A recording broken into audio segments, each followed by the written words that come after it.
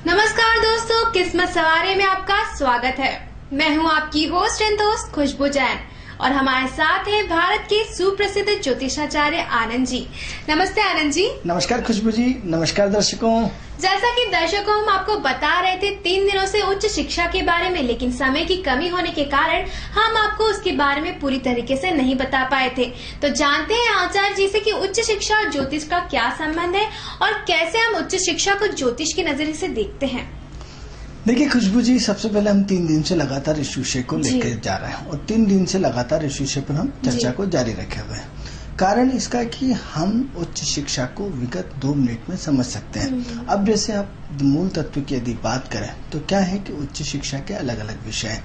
अब सवाल ये हो रहा है कि सिर्फ हम आज सूर्य को पकड़ के बात करते हैं, तो आप सूर्य किस किस का कारक है? सूर्य सरकार का कारक है। तो क्या होगा? ऐसा आदमी सरकार को चलाएगा। अब सरकार को कौन चलाएगा?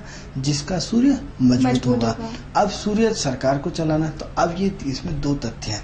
एक सरकार को चलाने वाले, एक जो IAS IPS है या एक प्रशासनिक अधिकारी है, दूसरा सरकार को चलाने वाले राजनेता है। तो अब सवाल ये है कि जब तक राजनेता का अपना सूर्य मजबूत नहीं होगा वो सरकार को नहीं चला सकता। और जब तक एक पढ़े लिखे आदमी को IAS IPS में फाइनल जब तक इतना कंपटीशन के दौर में यदि टॉप नहीं कर पाता तो वो सरकार को नहीं चला पाता। तो अब दोनों ही कंडीशन में सवाल ये हो रहा है कि दोनों ही कंडीशन में हमें सूर्य की पोजीशन को देखना पड़ेगी। अब सवाल है कि कुंडली में सूर्य जो एक चपरासी क्यून है, जो एक सिर्फ पानी पिलाने का काम करता है, लेकिन उसकी सरकारी नौकरी है, उसकी 20,000 रुपए तनख्वाह, तो कहीं ना कहीं सूर्य तो उसका भी बलवा क्यों? क्योंकि वो सरकारी नौकरी कर रहा है। सरकार का जो मुख्य तत्व कारक है वो सूर्य है। अब सवाल ये हो रहा है कि सूर्य के अलग अलग कॉम्बिनेशंस बनाए जाते हैं कि यदि सूर्य शनि के साथ जुड़ गया तो क्या बनेगा? चपरासी बनेगा। और यदि सूर्य के साथ और शुक्र के साथ उपनक्षत्र में चलाए जाए, उसकी कनेक्टिविटी शुक्र से, तो क्या होगा? वो मैनेजमेंट का मास्टर आदमी होगा। सरकार में क्या करते हैं? हम मैनेजमेंट करते हैं। क्या करते हैं? सरकार को चलाने के लिए व्यवस्थाएं करते हैं। तो व्यवस्थाओं का कारकत्व कौन है? शुक्र, सूर्य और शुक्र। अब सवाल ये हो रहा है कि जिसका सूर्य और शुक्र मजबूत होगा वो एक अच्छा प्रशासनिक अधिकारी होगा।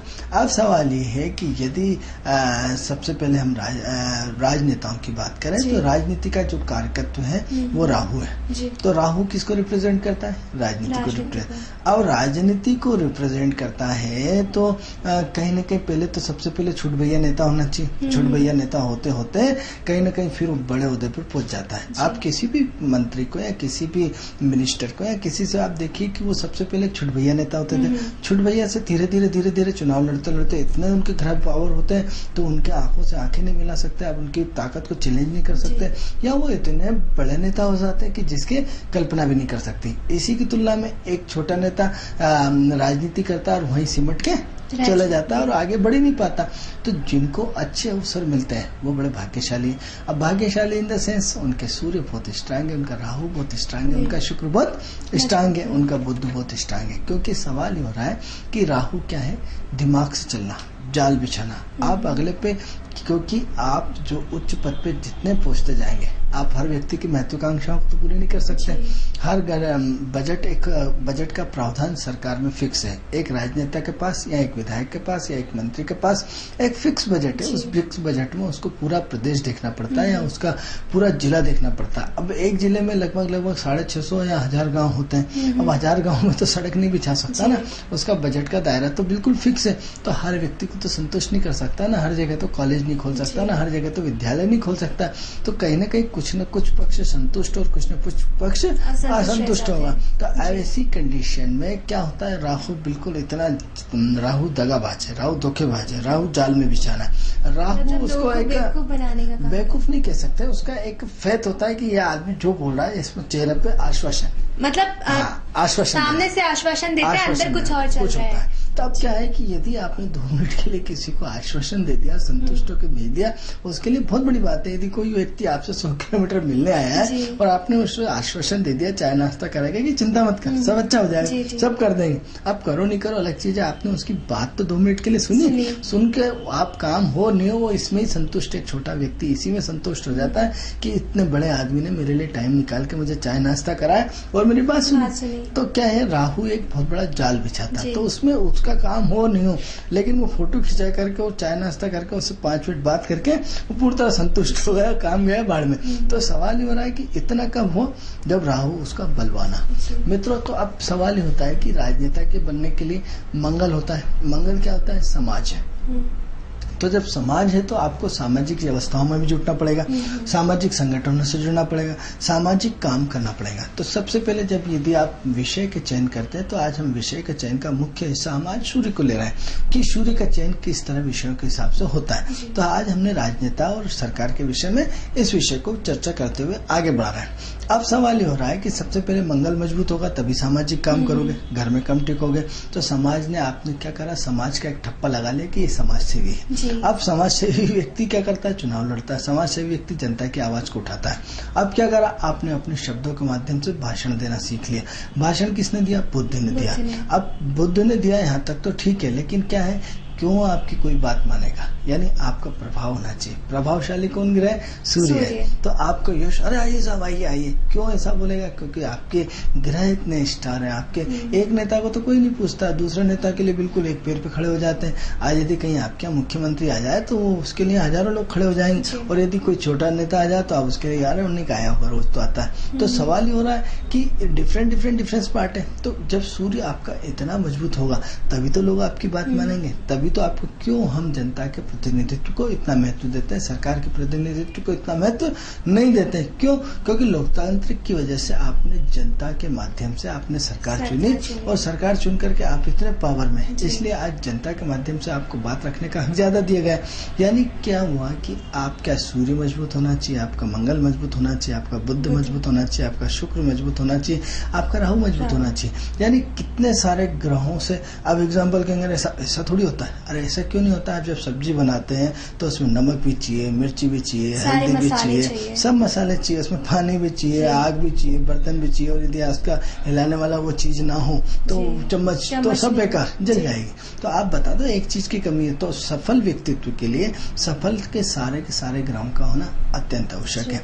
अब सवाल ये हो रहा है, यही राजनेता पे कुछ और काम करते हैं, ये कि किसी अन्य व्यक्ति पे और काम करते हैं? तो सवाल ये उठता है खुशबू जी कि जो महत्वपूर्ण चीज है कि सारे के सारे इतना बड़ा उसको क्यों बनाया ईश्वर ने? क्योंकि इतने बड़े पौधे पे हर कोई तो नहीं पहुंच सकता, हर कोई व्यक्ति के भाग्य में तो नहीं होता। तो सवाल है कि उसके इतने ग्रह स्ट्रांग है तभी तो सीएम बना, इतने ग्रह स्ट्रांग है तभी तो मिनिस्टर बना, इतने बड़ा ग्रह स्ट्रांग है तभी तो विधायक बने।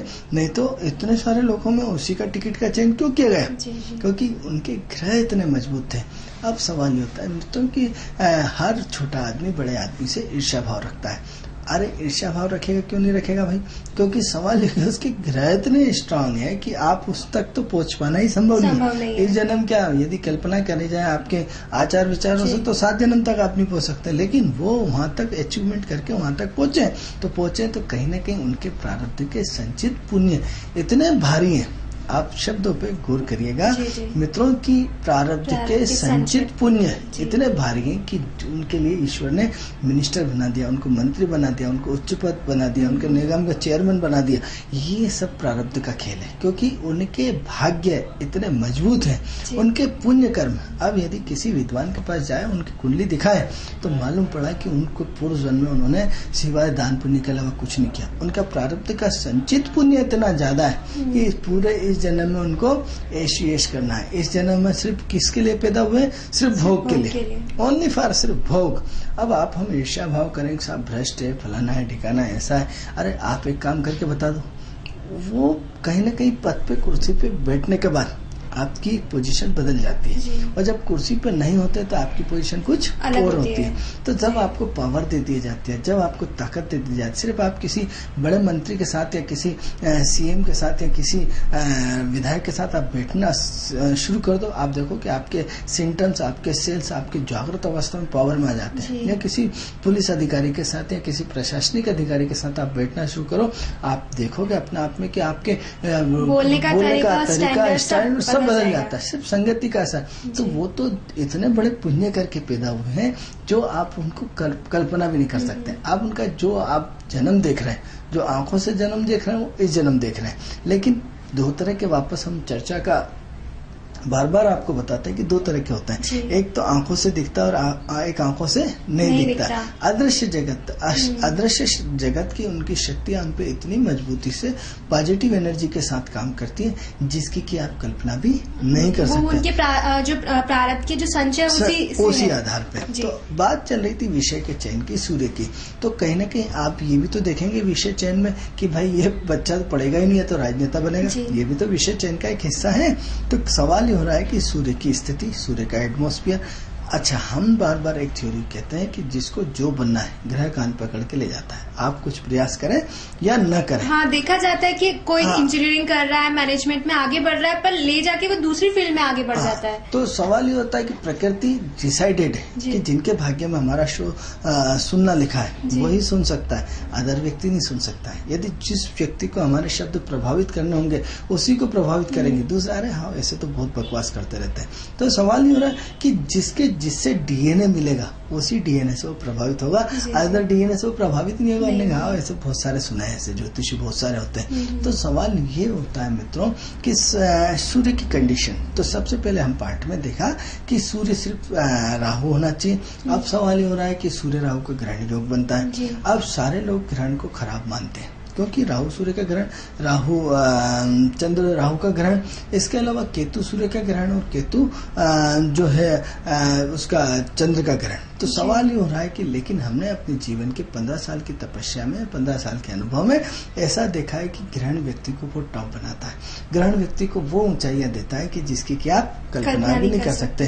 क्योंकि 7 days to बराबर 9 days में राहु एंड केतु छुपे हैं। राहु एंड केतु जिस सूर्य के साथ, सूर्य केतु के साथ ग्रहण बना करके व्यक्ति को उच्च पद, उच्च शीर्ष का सोपान कराते हैं। आप यदि किसी मिनिस्टर या किसी मंत्री की कुंडली देखने को मिले या किसी सीएम की कुंडली देखने को मिले तो आप देखेंगे कि उसमें राहु और सूर्य का जबरदस्त ग्रहण होता है, उनको उछाल देता है। एक में पिकअप, इतना उछालना कि आप जिसकी की कल्पना ही नहीं कर सकते, और ये आपके सामने है। तो क्या है कि जीवन में ग्रहण होना अच्छी बात है। अब सवाल ये हो रहा है कि ग्रहण राहु और सूर्य का ग्रहण बना, और राहु सूर्य का ग्रहण बनते बनते बनते वो सरकार को चलाते हैं, पूरे प्रदेश को चलाते हैं, पूरे इंडिया को चलाते हैं, पूरी व्यवस्थाएं करते हैं, हर गांव से लेकर, छोटी से लेकर, बिजली से लेकर। जी, ये देखा जाता है कि ग्रहण सबके लिए अच्छा नहीं होता है। देखिए ऐसा है कि जो ग्रहण है जी, अलग अलग लोगों की अलग अलग थेरेपी है। क्या है कि आप मेरे घर पे बैठे हैं या मैं आपके घर पे बैठा हूँ, सूर्य राहु से कनेक्टेड है या राहु सूर्य से कनेक्टेड है, दो अलग अलग चीज है। क्या है कि एक नेगेटिव क्लॉक और एंटी क्लॉक, दो कंडीशंस होती हैं कि राहु जो है सूर्य से जुड़ा है या सूर्य राहु से जुड़ा है, दो अलग अलग कंडीशन है। तो ऐसी कंडीशन में ऐसी कंडीशन में क्या है कि अलग अलग संभावनाएं होती हैं, अलग अलग कैलकुलेशन होते हैं, अलग अलग सब होता है। तो ऐसे में आपको महत्वपूर्ण चीज ये है कि ग्रहण की किस तरह की पोजीशन है। हम बात कर रहे हैं सूर्य में राहु के साथ। अब जैसे दो ग्रह सूर्य और राहु एक साथ बैठ गए, तो राहु सूर्य के प्रभाव में है या सूर्य राहु के प्रभाव में, महत्वपूर्ण चीज है। जैसे आप मेरे प्रभाव में या मैं आपके प्रभाव में, या तो किसके घर पे आए, तो जिसके घर पे आप गए वो जो खिला रहा है, जब नहीं बैठो बैठो बैठो बैठो आप अभी थोड़ी देर से जाना, तो आपकी मजबूरी हो जाती है थोड़ी देर से आप उनके प्रभाव में, आप उनके प्रभाव में। लेकिन वो यदि आपके घर पे आए तो आपको अरे बैठो बैठो चले जाना। तो कंडीशंस अलग अलग है। तो ग्रहण हमेशा अच्छा होता है, पॉजिटिव होता है। ये अलग अलग लोगों ने अलग अलग धारणाएं बना रखी है, लेकिन हमने अपनी 15 साल की रिसर्च में हमने ये पाया कि ये ग्रहण व्यक्ति को कहीं न कहीं लगातार ऊपर उठाता है, उस लेवल पे उठाता है जिसकी कि आप कल्पना भी नहीं कर सकते। अब सवाल ये प्रश्न उठता है कि ये तो हमने बात राजनेताओं के संबंध में करी, राजनेताओं से संबंधित करी। आप देखिए कि उनके पूरे के पूरे ग्रह टॉप होते हैं और इतना बड़े प्रतिनिधित्व करते हैं। हम उसको बुरा लगे या अच्छा लगे, हमारा व्यक्तिगत मत है कि हम इन सबको देवात्माएं बोलते हैं। देवात्मा यानी समाज की सबसे बड़े सरकार को चलाने की जिम्मेदारी, समाज को चलाने की जिम्मेदारी, जब चाहे जिसका जिस पे मेहरबान हो जाए उसके दिन बदल जाए, जिसके यदि थोड़ा सा भी यदि वो कृपा कर दें तो ईश्वर तुल्य कृपा हो जाती है। तो ये लोग साधारण आत्मा नहीं, ये असाधारण आत्मा है, ये कहीं न कहीं देव आत्मा है। वो देव आत्मा है, आपको क्यों नहीं ईश्वर ने इतना बड़े पद पर पहुंचाया? आपने जीवन भर पूरा समर्पण कर दिया तो भी आप उस ओहदे पर नहीं पहुंचा। और एक आदमी एक छोटे से गांव से निकला, पढ़ा लिखा नहीं और उतने शीर्ष पर पहुंच गया। और एग्जाम्पल के देखिए कि लालू प्रसाद यादव हो या कुछ भी हो, पढ़े लिखे नहीं है, बिल्कुल शिक्षा तक नहीं हो पाई, लेकिन आज देश की केंद्रीय मिनिस्ट्री कर रहे हैं। ये क्या है? भाग्य नहीं तो आपका क्या है? प्रारब्ध का संचित पुण्य। यानी जो बड़े पद पे पहुंचता है वो कहीं न कहीं दिव्य आत्मा है, पूर्व जन्म की इतनी बड़ी दिव्य आत्मा है जिसकी कि आप कल्पना नहीं कर सकते। उसके प्रारब्ध के पुण्य इतने ज्यादा है कि उसको ईश्वर ने एज अ प्रसाद के रूप में दिया है कि आप भोगिए जीवन में। इसी की तुलना में आप ये देखिए कि एक मंदिर है, मंदिर के सामने जो भिखारी बैठे रहते हैं, क्यों हम बार बार बोलते हैं आपको, हमारे हर एपिसोड का एक प्रश्न होता है कि दान करिए, दान करिए, दान करिए। किसको दान करिए? मंदिर के सामने भिखारियों को दान करिए। क्यों बोला जाता है? कभी आपने विचार किया? उसका मुख्य कारण मित्रों ये है कि जो आप मंदिर के सामने जो भिखारी देख रहे हैं ये भी सब दिव्य आत्मा है।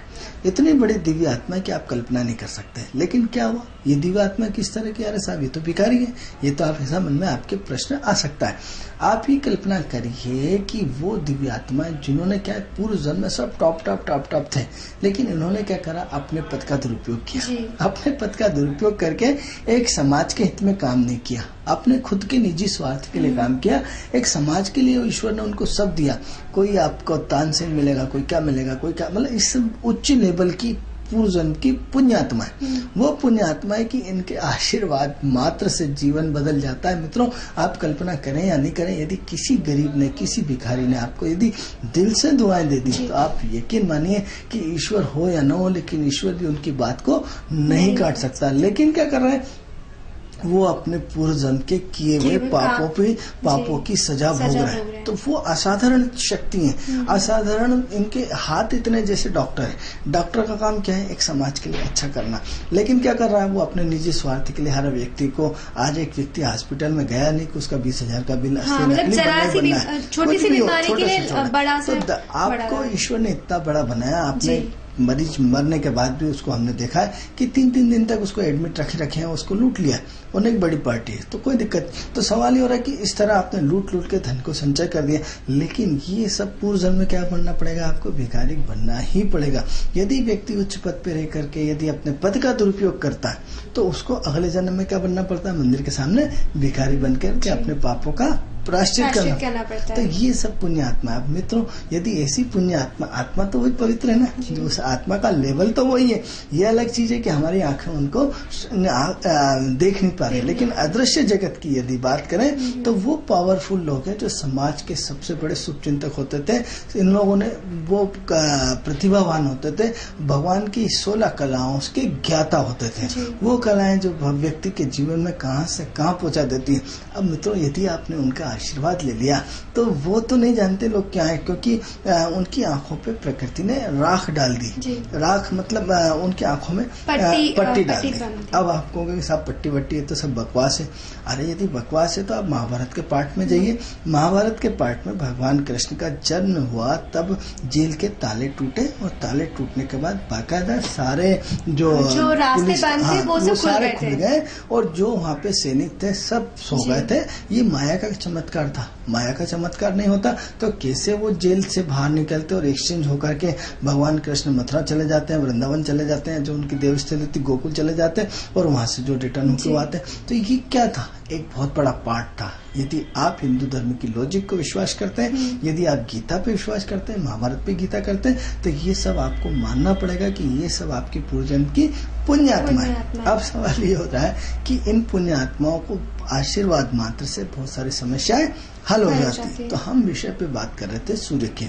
तो जब सूर्य की बात कर रहे थे, राजनेताओं की बात कर रहे थे, इसलिए हमें इन राजनेताओं का हमें ईर्ष्या भाव नहीं करना चाहिए, क्योंकि ये समाज की वो पुण्य आत्मा है जिसकी कि आप कल्पना नहीं कर सकते। जिस दिन ये पुण्य आत्माएं अपने पावर, जैसे आपने क्या हुआ, हनुमान जी इतने पावरफुल थे, नदी जब समुद्र किनारे गए तो आप सब बैठे हुए हैं कि साहब लंका के उस पार कौन जाएगा। लेकिन आप देखिए भाग्य का खेल कि एक पढ़ा लिखा आदमी न होने के बाद उसके बाद पद और पावर बहुत ज्यादा है। एक पढ़ा लिखा आदमी उसके सामने उसके आदेश का पालन करता है। तो ये क्या है? क्योंकि कहीं ना कहीं उसके सेकेंडरी स्टेज पे सूर्य की पोजीशन।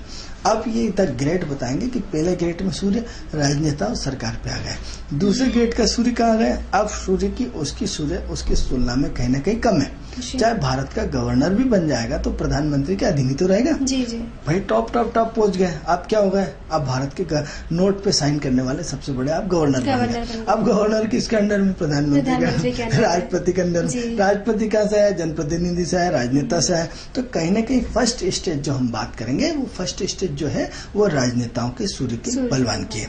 अब सेकंड स्टेज की बात करते हैं सूर्य की। अब सेकंड स्टेज की बात करेंगे सूर्य की तो क्या है? सूर्य प्रशासनिक चलाता है, प्रशासन को चलाता है। तो उसका अब यहाँ 100 में से 100% सूर्य का नंबर था, अब यहाँ 100 में से 90% है। हम यहाँ 80 और 60 पर नहीं जाएंगे क्योंकि सूर्य डॉक्टर है, सूर्य मेडिकल है, तो मेडिकल का कारक भी तो सूर्य है, तो वहाँ उसकी परसेंटेज कम हो जाएगी। लेकिन कहीं ना कहीं वो समाज का भाव जुड़ जाएगा, स्वस्थता का भाव जुड़ जाएगा, प्रकृति का भाव जुड़ जाएगा, मानवता का भाव जुड़ जाएगा, मानवता के ग्रह जुड़ जाएंगे। यहाँ सिर्फ क्या है? मैनेजमेंट की बात है कि आपको मैनेजमेंट करना है कि भारत का निर्माण कैसे हो, समाज का निर्माण कैसे हो, समाज में हॉस्पिटल का होना चाहिए, कॉलेज का होना चाहिए, किसको फंड कितना देना, एक सरकार का मैनेजमेंट। अब मैनेजमेंट वाला कौन ग्रह है? उसमें शुक्र मैनेजमेंट है, बुध मैनेजमेंट है। तो अब लेकिन सूर्य की क्षमताएं कम होती जा रही। अब जब विषय का चयन करेंगे तो विषय के चयन में भी सूर्य को स्ट्रांग होना अत्यंत आवश्यक है, लेकिन सूर्य के साथ साथ शुक्र का आना अत्यंत आवश्यक। अब शुक्र यहाँ राहु का कोई काम नहीं। अब राजनेताओं में राहु फर्स्ट प्रेफरेंस था सूर्य के साथ, फिर शुक्र था, फिर बुध था, फिर मंगल था। लेकिन यहाँ क्योंकि जिस व्यक्ति को जिस काम में रुचि होगी वही तो काम करेगा। अब सवाल ये हो रहा है कि राहु जो है वो राजनीति का कारक है, तो उसका डीएनए क्या है? राजनीति में उसको ले गया, इसलिए तो राजनीति में रुचि बढ़ी। अब यहाँ आपको आईएएस बनने का ख्वाब है, प्रशासनिक है, तो सूर्य से कनेक्टेड। अब राहु का रोल कम हो गया, अब यहाँ सूर्य का रोल ज्यादा हो गया। अब सूर्य क्या करता है? Luxurious status management. क्या होता है? आपको अपना सबसे पहले आईएएस आईपीएस में क्या ट्रेनिंग दी जाती है? आपको अपना स्टेटस मेंटेन करने की ट्रेनिंग दी जाती है, क्योंकि एक आपको चपरासी से, एक आपको समाज के बंदे से या एक व्यक्ति से आपको कैसे बात करना है, कम शब्दों में अपनी बात वजनदारिता से रखना, ये सूर्य की प्रथम आवश्यकता है, प्रथम उसके वो गुण रहते हैं। तो क्या होता है? आपको ट्रेनिंग में ठूस के आपको एक ही चीज होती है कि आपको अपना मैनेजमेंट जबरदस्त रखना है, आपको इमोशनली होना है। क्योंकि सवाल ये हो रहा है कि आज यदि आप देखेंगे कि भोपाल का वीआईपी रोड बना है, वीआईपी रोड आपने मित्रों ध्यान दिया हो तो उस समय लगभग 300 या 1000 घरों का बलिदान हुआ। आज सोचो कि उस समय 1000 घर बेघर हो गए, और यदि आज प्रशासन ढीला पोला हो जाता, अरे किसी का घर होगा, किसी के बच्चे होंगे, बेघर हो जाएंगे, यदि इमोशनल होता तो आप सोचो क्या आज भोपाल का वीआईपी रोड बन पाता? नहीं बन पाता। क्योंकि सरकार को यदि कुछ आपका बलिदान देना पड़ा तो कुछ उसके हजारों गुना हमें पॉजिटिव एक नया रोड मिला, एक सौंदर्यीकरण मिला, एक भोपाल की अर्थव्यवस्था को आने जाने का एक नया मार्ग मिला। नहीं तो आज का आपका रोड कितना जबरदस्त वो हो जाता, कितने एक्सीडेंट होते। तो यदि एक तरफ नुकसान हुआ है, यदि दूसरी तरफ फायदा भी पहुंचा, तो कहीं न कहीं ध्वंस और निर्माण, दो क्रिया और प्रतिक्रियाएं। तो यदि एक सरकार ने ध्वंस किया तो दूसरी तरफ सरकार ने सृजनात्मक काम किया। तो इस सरकार में क्या होता है? आपको पत्थर दिल होना पड़ता है, क्योंकि कहीं न कहीं जब तक आप पत्थर दिल नहीं होंगे तो आप सरकार ही नहीं चला पाएंगे। तो कहीं न कहीं आप डिसीजन मेकिंग पावर होनी चाहिए, डिसीजन मेकिंग पावर। अब यदि दंगा हो गया, आपने यदि गोली नहीं चलाई तो उस पर हजारों लोगों को घर जल सकते हैं, तो वहाँ आपको कहीं न कहीं क्विक डिसीजन लेना पड़ता है। यदि 10 लोगों की जाने चाहती तो 1000 लोगों की जाने बच रही है। तो ऐसी कंडीशन में आपको क्या होता है? सख्त होना पड़ता है। तो सख्त वाले ग्रह कौन से ग्रह हैं?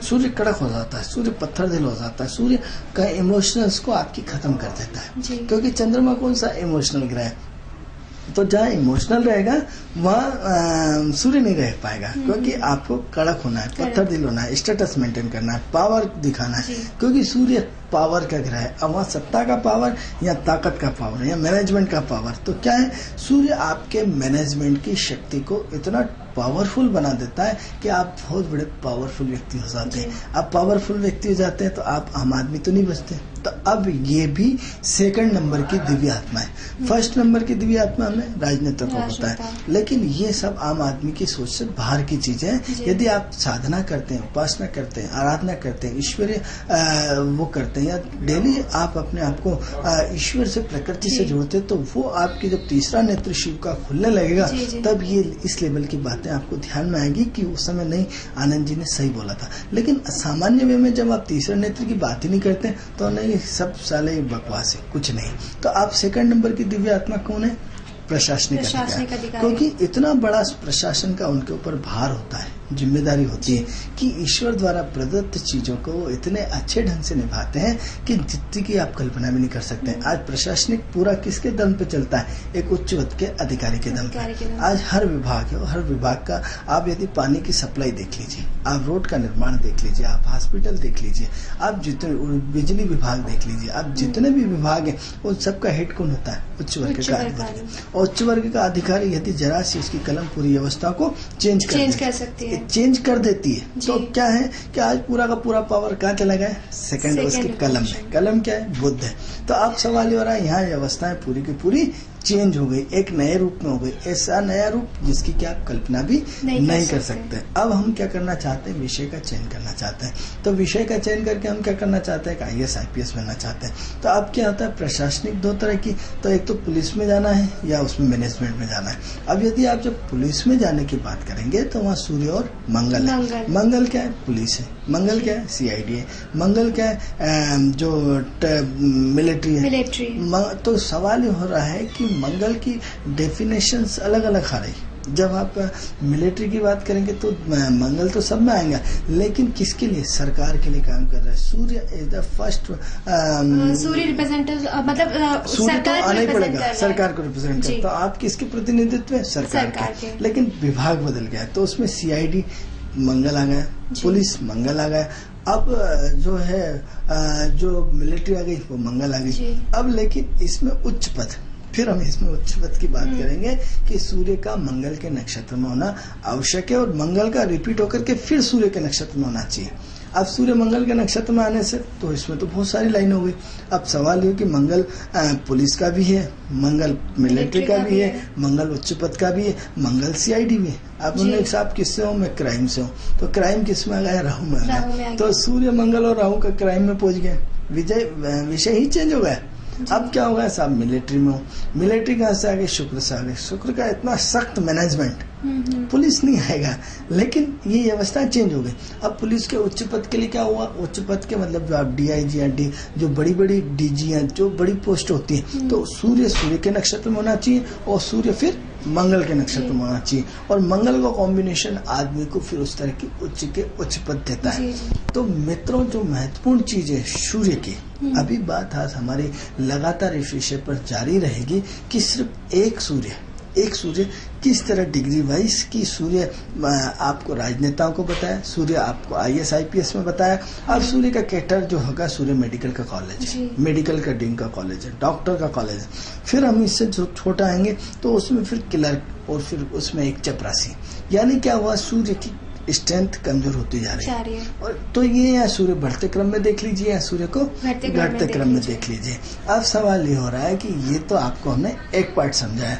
अब मान लो धीरू भाई अंबानी या भारत का कोई उद्योगपति है या बड़े प्रदेश का उद्योगपति है, तो बड़ा उद्योगपति भी तो सूर्य बनाएगा, क्योंकि सूर्य बड़ा व्यक्ति है।